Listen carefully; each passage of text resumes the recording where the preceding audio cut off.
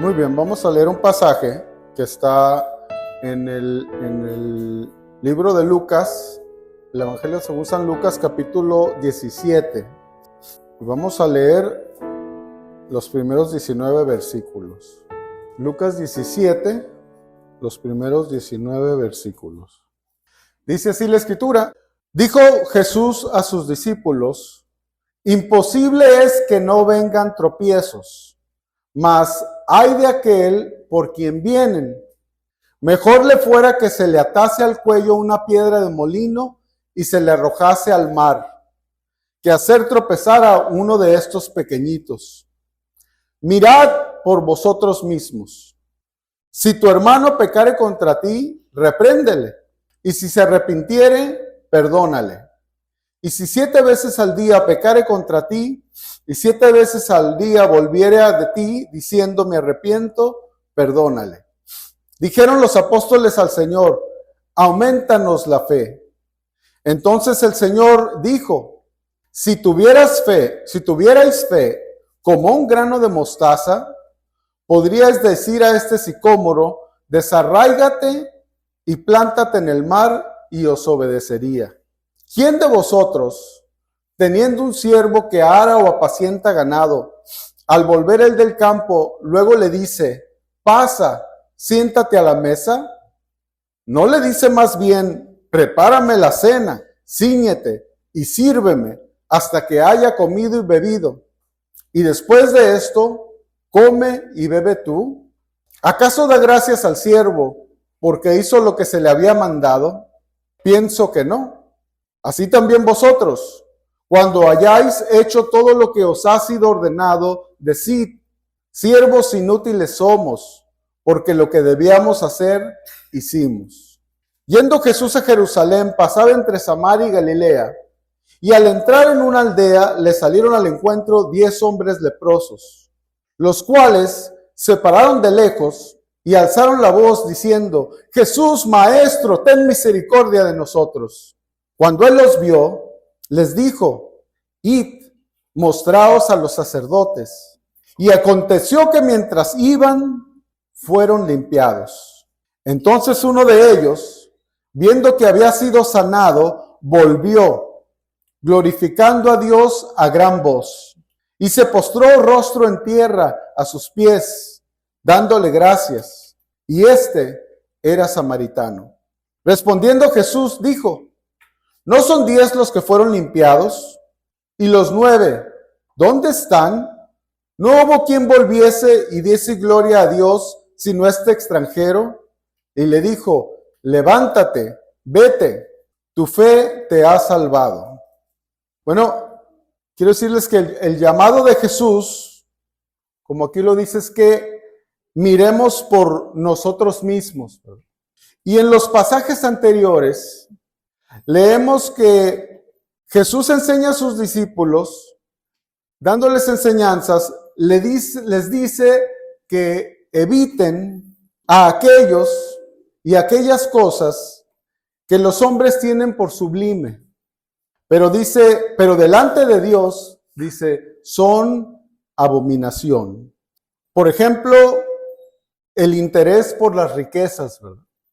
Les advierte Jesús en Lucas capítulo 16, en el capítulo anterior, los versículos 13 al 15, dice: ningún siervo puede servir a 2 señores, porque aborrecerá al uno, o amará al otro, o estimará al uno y menospreciará al otro. No podéis servir a Dios y a las riquezas. Oían también todas estas cosas los fariseos, que eran avaros, y se burlaban de él. Entonces les dijo: vosotros sois los que os justificáis a vosotros mismos delante de los hombres, mas Dios conoce vuestros corazones.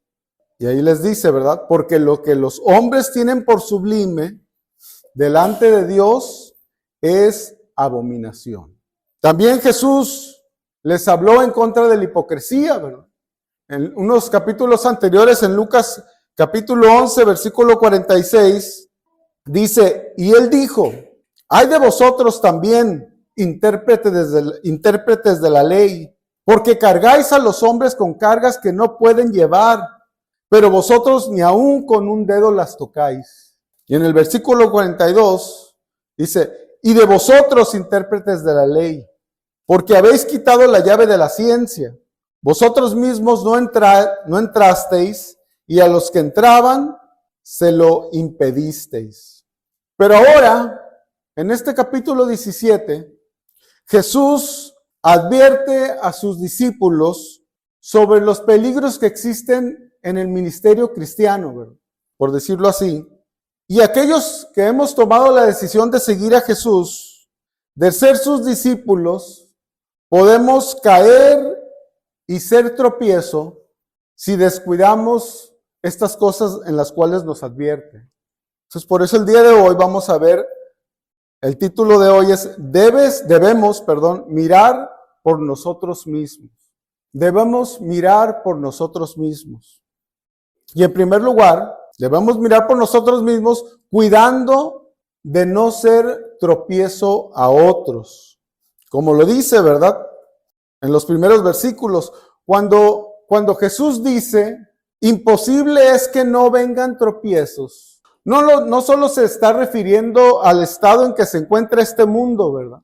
Sino que la exhortación es una exhortación personal que hace a sus discípulos, ¿verdad? O aquellos que dicen seguirlo, ¿verdad? Y en el versículo 3, pues vemos que lo convierte en esta advertencia, ¿verdad? Que la podemos decir como una advertencia personal.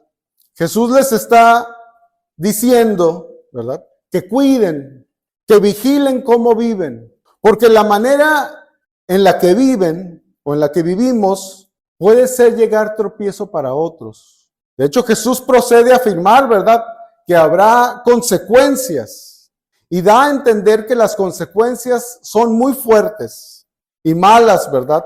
Cuando dice, mejor le fuera que se le atase al cuello una piedra de molino y se le arrojase al mar que hacer tropezar a uno de estos pequeñitos.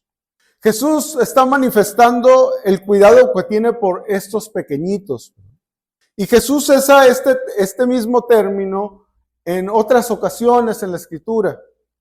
Y bueno, pues por lo menos podríamos decir que hay dos cosas a las que se refiere con estos pequeñitos, ¿verdad? En Mateo capítulo 10, versículo 42, dice, y cualquiera que dé a uno de estos pequeñitos un vaso de agua fría solamente, por cuanto es discípulo, de cierto os digo que no perderá su recompensa. Y en Mateo capítulo 18, versículo 6, dice, cualquiera que haga tropezar a alguno de estos pequeños que cree en mí, mejor le fuera que se colgase el cuello una piedra de molino de asno y se le hundiese en lo profundo del mar. Entonces podemos ver que pues cuando habla de pequeñitos, ¿verdad? Se está refiriendo por lo menos a dos tipos de personas cuando usa este término. A los niños, físicamente, ¿verdad? Pero también podemos decir que a los niños en la fe. O sea, aquellas personas que son nuevos creyentes, que tienen poco tiempo de haber recibido al Señor Jesucristo. ¿Por qué? Porque estos dos tipos de personas pues son muy vulnerables y pueden ser grandemente afectados por los pecados de otros creyentes. ¿Cuántas personas hemos escuchado que han rechazado a Dios y al cristianismo por el mal ejemplo de otros? En algunos casos son los mismos padres, que sus hijos rechazan las cosas de Dios por causa de sus padres, ¿no? Tal vez como padres asistían constantemente a la iglesia, pero se la pasaban peleando, ¿verdad? En el camino. Y saliendo volvían a seguir, ¿verdad? Con los pleitos. Porque la verdad es que aprenden más los hijos de lo que ven que lo que les estamos enseñando, ¿verdad? Con nuestras palabras.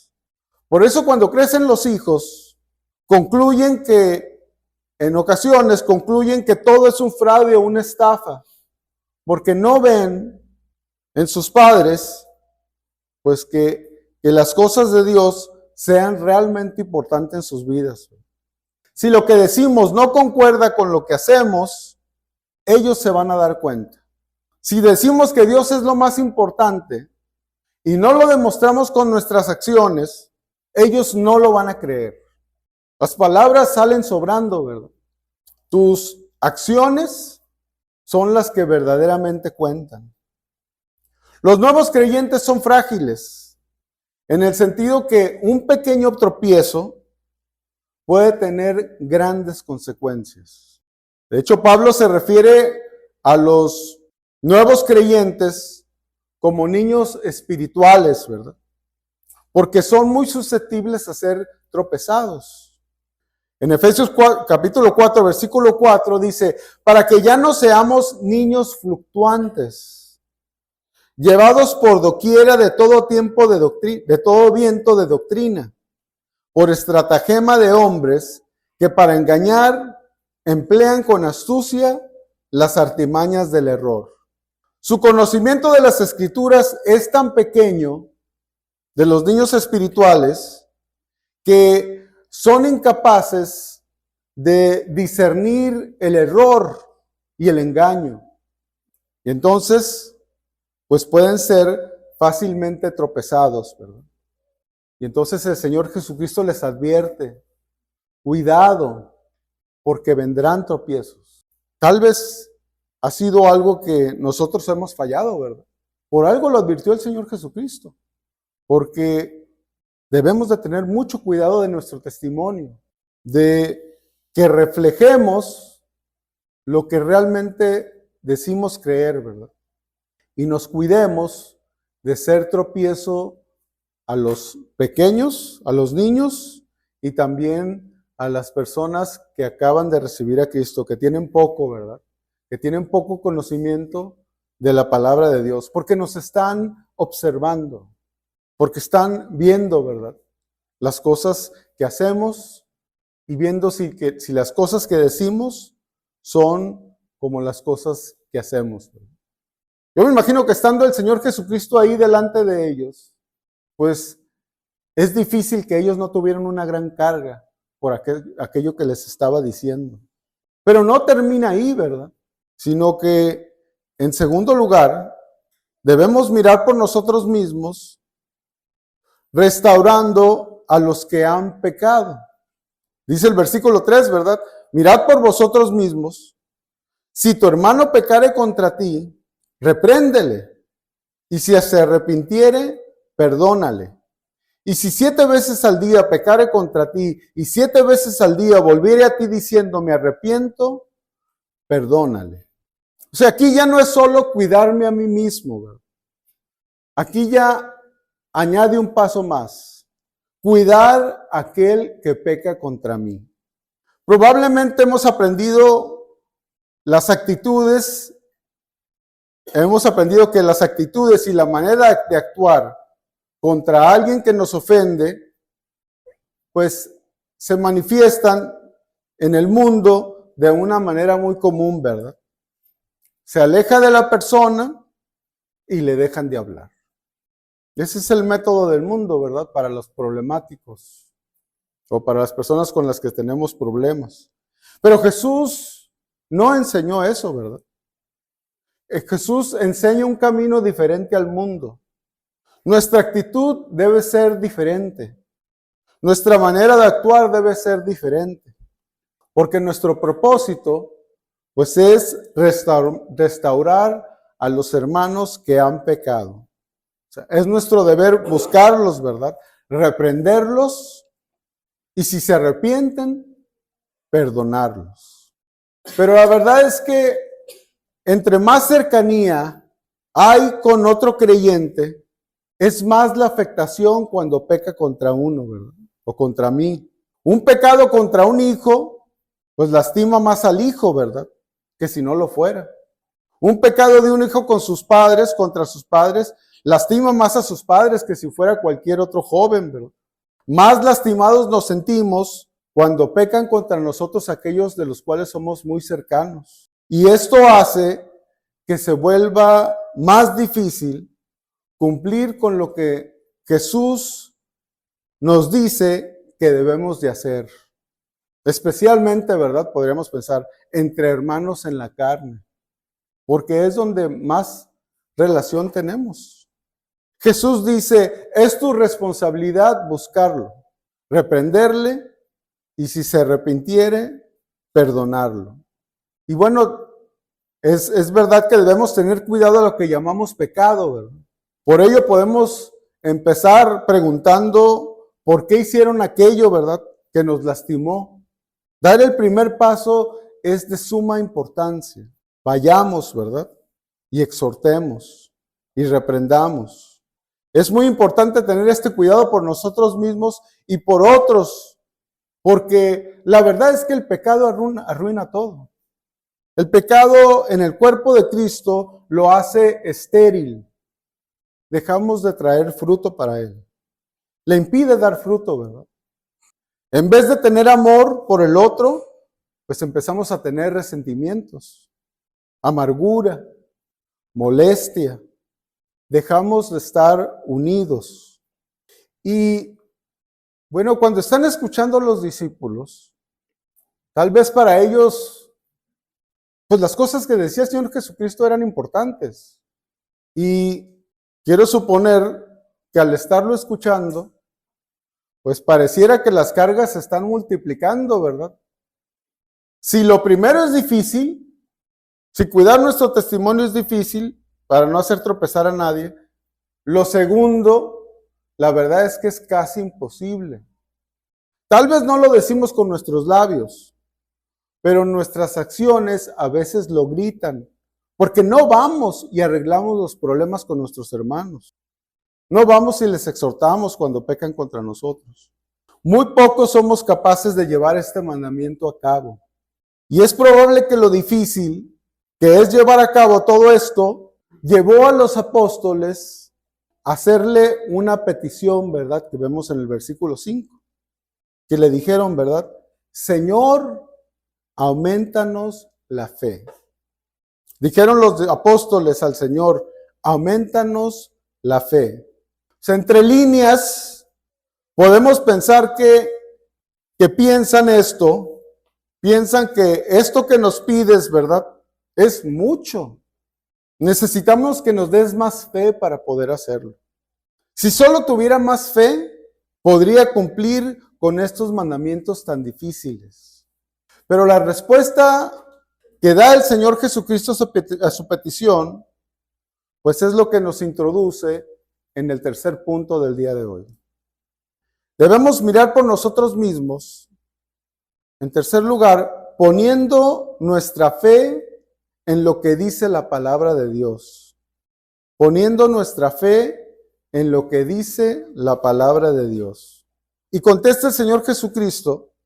Entonces el Señor dijo, dice el versículo 6, si tuvieras fe como un grano de mostaza, podrías decir a este sicómoro, desarráigate y plántate en el mar y os obedecería.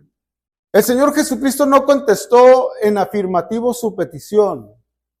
Por el contexto, por la respuesta que el Señor Jesucristo da, nos damos cuenta que Jesús tenía una enseñanza muy particular para ellos, ¿verdad? Y obviamente para todos aquellos que seguimos al Señor Jesucristo y somos sus discípulos.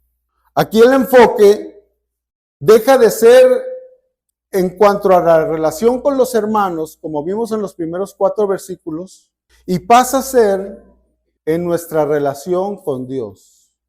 Entonces Jesús, a través de esta enseñanza, nos hace ver que lo más importante, ¿verdad? Pues no es la cantidad de fe que tengamos. Porque dice, si tuvieres fe como un grano de mostaza, y probablemente si tuviera yo un grano de mostaza en la palma de mi mano, es tan pequeño que no lo podrían ver de donde están sentados. Es muy pequeñita, ¿verdad? La semilla de la mostaza. Y la fe, vemos que no radica en la cantidad que tengamos. Lo importante de la fe es que esté en el lugar correcto, ¿verdad? En la palabra de Dios. Eso es lo más importante.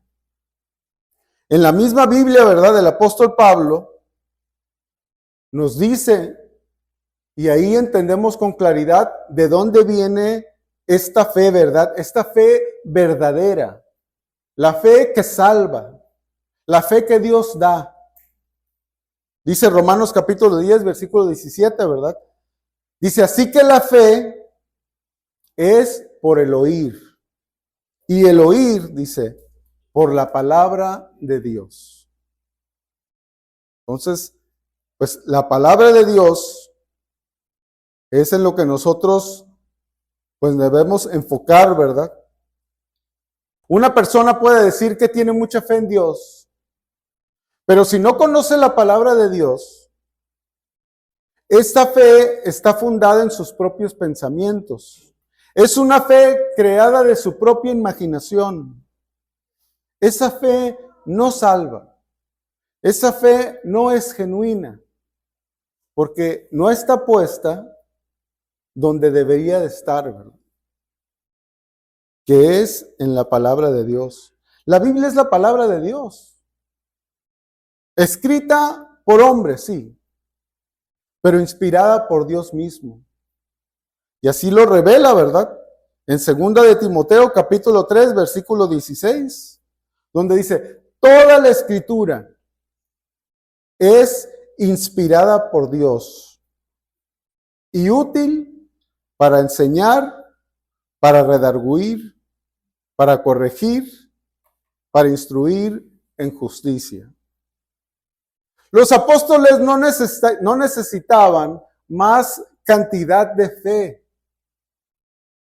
Solo tenían que creer en las palabras que Jesús les estaba diciendo y obedecerlas. Ese debía ser su enfoque. No necesitaban ninguna otra cosa más. Era suficiente con lo que Él les estaba diciendo para que ellos pudieran hacerlo.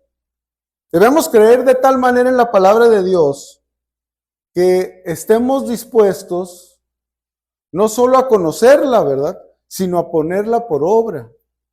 La Biblia no es un libro de sugerencias que puedas tomar en cuenta sí o no.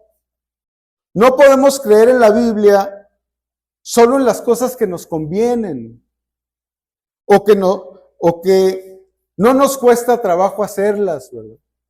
Por ejemplo, en Proverbios capítulo 3, fíjense, en el versículo 9 al 10, nos dice esta parte de la escritura, dice, honra a Jehová con tus bienes y con las primicias de todos tus frutos, y serán llenos tus graneros con abundancia, y tus lagares rebosarán de mosto. ¿Quieres ser bienaventurado? Lo primero que tienes que hacer cuando recibes un bien, si es un granjero, ¿verdad?, cuando recibes tus frutos, si eres un empleado, cuando recibes dinero, lo primero que debes hacer es apartar de ello para Dios, antes que cualquier otra cosa. Y solo entonces, cuando cumplas estos dos requisitos, ¿verdad?, de honrar a Dios con tus bienes, dando tus primicias, ¿verdad? Lo primero, apartar para Dios, ¿verdad? Entonces vendrá la segunda parte. Nada te faltará. Él te dará, ¿verdad? Y este entendimiento, pues debe de ser de tal manera que lo vivamos, ¿verdad? David tenía este buen entendimiento de estas cosas, ¿verdad? Por eso cuando le ofrece las cosas que el oro y las cosas que él ofreció y el pueblo ofreció para Dios, para la construcción del pueblo, pues él mismo lo decía, ¿verdad? De lo recibido de tu mano te damos. O sea, él tenía este entendimiento. Lo que yo tengo, Dios me lo da. ¿Por qué será difícil dárselo? Separar primero para él. Si hay fe, esto será fácil, ¿verdad? Y podremos ver que sus promesas se cumplen en nuestra vida. Sin la Biblia, toda idea que tenemos de Dios no tiene un verdadero fundamento. De hecho, Jesús continúa enseñando, ¿verdad?, a sus discípulos de cómo deben verse a sí mismos, ¿verdad?, en cuanto a su servicio a Dios. Ya no con los hombres, ¿verdad?, pero en cuanto a su servicio a Dios, ahora entre ellos y Dios. Continuando, el enfoque que ya no es tanto con nuestros semejantes, ¿verdad?, sino con nuestra relación con Dios. Y de ahí, pues llegamos al siguiente punto, ¿verdad?, que es, debemos mirar por nosotros mismos. Cuarto lugar, rindiendo nuestro servicio de manera humilde. Rindiendo nuestro servicio de manera humilde. Y dicen los versículos 7 al 10, dice, ¿quién de vosotros, teniendo un siervo que ara o apacienta ganado, al volver el del campo, luego le dice, pasa, siéntate a la mesa? ¿No le dice más bien, prepárame la cena, cíñete y sírveme hasta que haya comido y bebido, y después de esto, come y bebe tú? ¿Acaso da gracias al siervo porque hizo lo que se le había mandado? Pienso que no. Así también vosotros, cuando hayáis hecho todo lo que os ha sido ordenado, decid, siervos inútiles somos, pues lo que debíamos hacer, hicimos. Jesús provee de una ilustración, ¿verdad?, a sus discípulos que hacía mucho sentido en ese tiempo. Para ellos este ejemplo no causó ninguna sensación, ¿verdad? Era un ejemplo que entendían muy bien. La relación entre un amo y su siervo. Hoy no existe eso, ¿verdad? Hoy tal vez podríamos pensar, bueno, entre el trabajador, ¿verdad?, y su jefe. Pero en esos tiempos, pues había siervos, ¿verdad? Había esclavos y estaban sus amos, ¿verdad?, que estaban a cargo de ellos. Y entonces, al proveer esta ilustración, pues vemos la relación que hay o que existía entre un amo y su sirviente. Un sirviente o un esclavo no terminaba su trabajo cuando acababa de hacer sus tareas en el campo o apacentando ganado y le estaba dando hambre, ¿verdad? O cuando los demás estaban comiendo, ¿verdad? Ya aquí terminé, ¿verdad? No podía hacer eso un siervo. No. Su día termina cuando hace todo lo que debe de hacer. El deber del siervo no está en debate, no se negocia. El siervo es llamado a obedecer, a cumplir la voluntad de su amo. El amo da las órdenes, el siervo las obedece. Así eran las cosas, ¿verdad?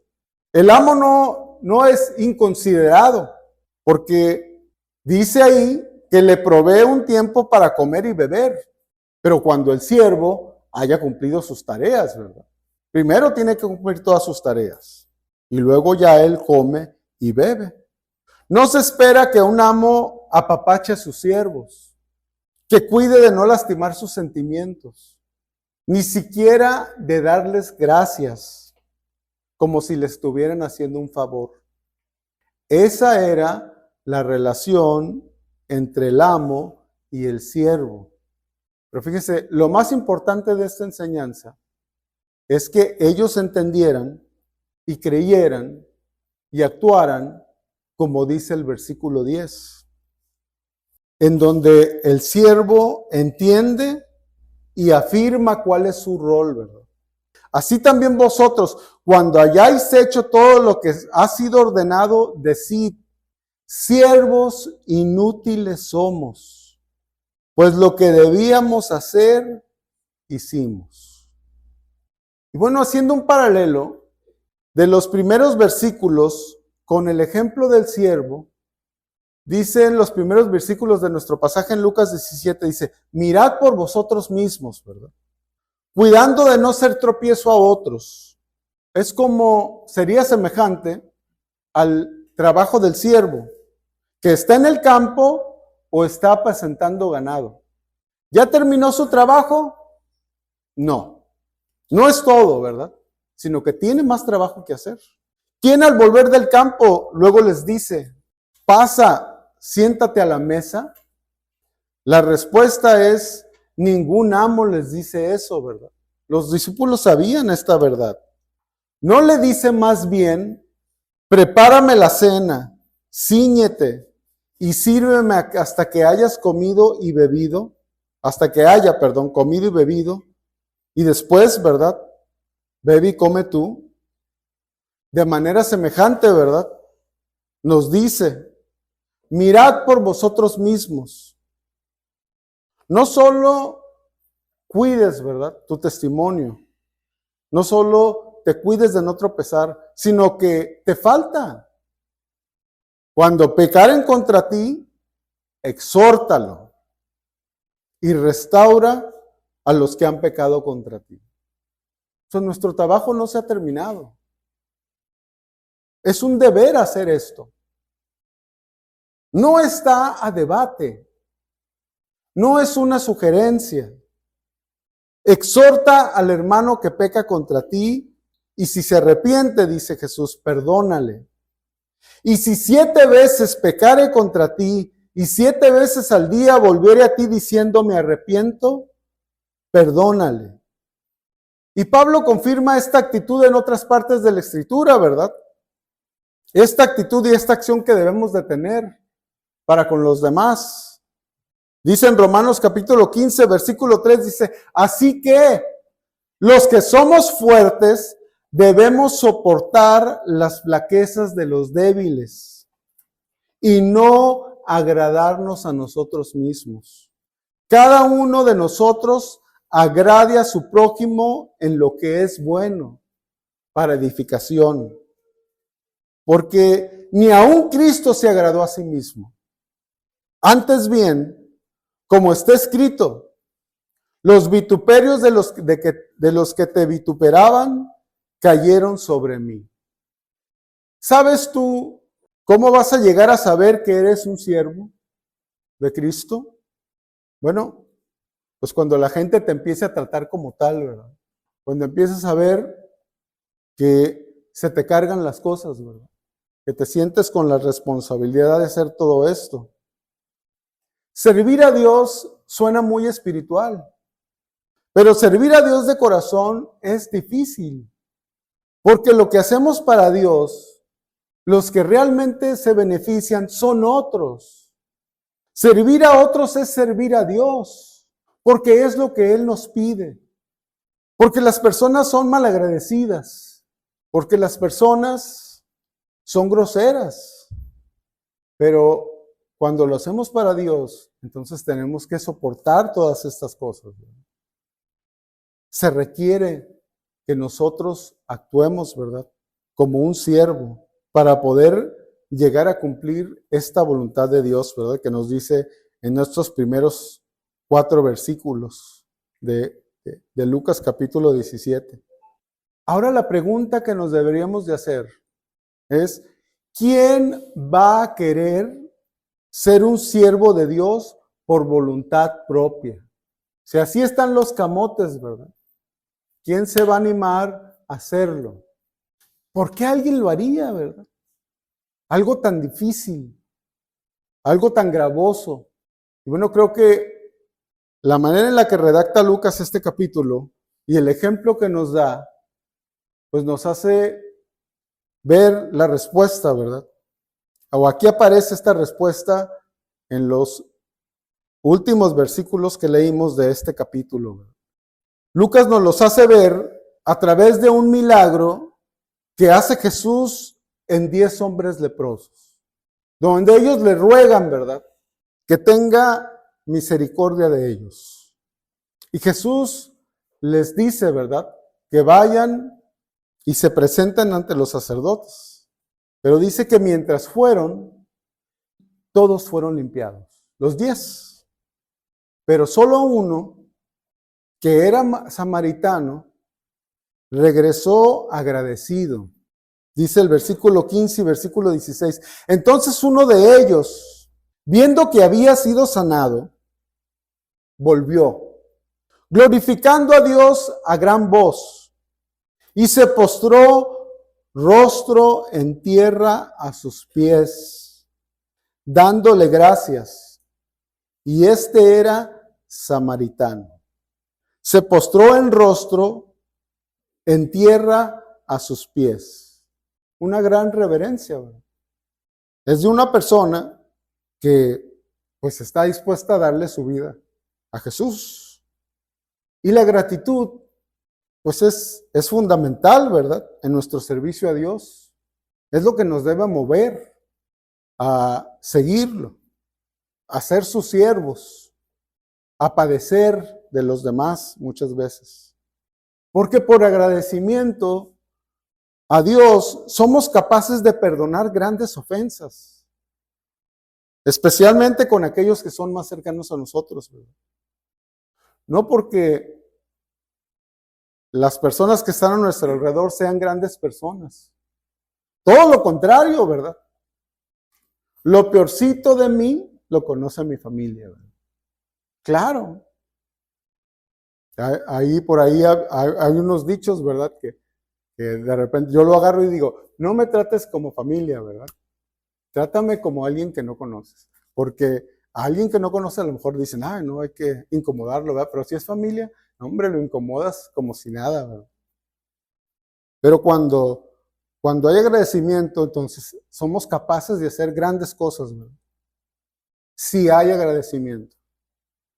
Entonces, no seamos como los 9 que ya no regresaron, ¿verdad? Sino que cada uno de nosotros podamos ser como ese samaritano, agradecido y rendirnos ante el Señor Jesucristo, ¿verdad? Decir, Señor, yo quiero hacer lo que tú me dices. Quiero cuidar mi testimonio de no tropezar a nadie. Y también, pues, estar dispuestos a, entre nosotros mismos, exhortarnos, ¿verdad? Para que no haya pecado entre nosotros, ¿verdad? Para que haya fruto verdadero y fruto de almas que conozcan al Señor Jesucristo, ¿verdad? Que yo sé que pues es lo que Dios quiere, ¿verdad? Y creo que también pues nosotros anhelamos que exista, ¿verdad? Que Dios les bendiga.